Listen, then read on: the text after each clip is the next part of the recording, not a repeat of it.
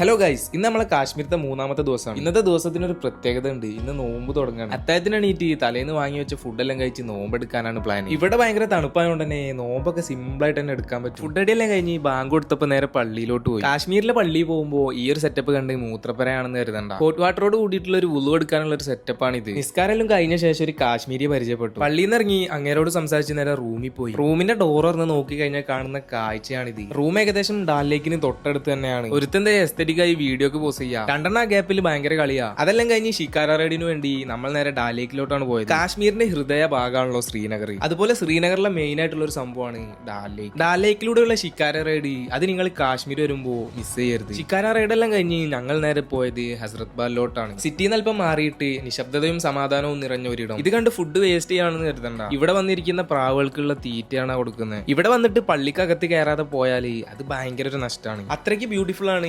ഇതിനകത്തെ കാര്യങ്ങൾ. പള്ളിയെല്ലാം കണ്ടിറങ്ങി ഞങ്ങൾ നേരെ പോയത് ഈയിടെയായിട്ട് കാശ്മീരിൽ ഫേമസ് ആയിട്ടുള്ള വാൽനട്ട് ഫഡ്ജ് വാങ്ങാൻ വേണ്ടിയിട്ടാണ്. ഐറ്റെല്ലാം വാങ്ങി പോകുന്ന സമയത്ത് എന്റെ കണ്ണിൽപ്പെട്ട ഒരു സംഭവമാണ് ഇത്. കണ്ട ബുള്ളറ്റ് കയറിയ പോലെ തോന്നുന്ന കറക്റ്റ് റൗണ്ടിൽ ഒരു ഹോള്. അത് കഴിഞ്ഞ് നമ്മൾ നേരെ റൂമിലോട്ടാണ് പോയത്. ഇന്ന് നമ്മൾ കാശ്മീരിന് നേരെ ഡൽഹി പോകാൻ വേണ്ടിയിട്ട് പോവാണ്. അതിന്റെ കാര്യങ്ങളായിട്ട് അടുത്ത വീഡിയോയിൽ കാണാം. Bye guys.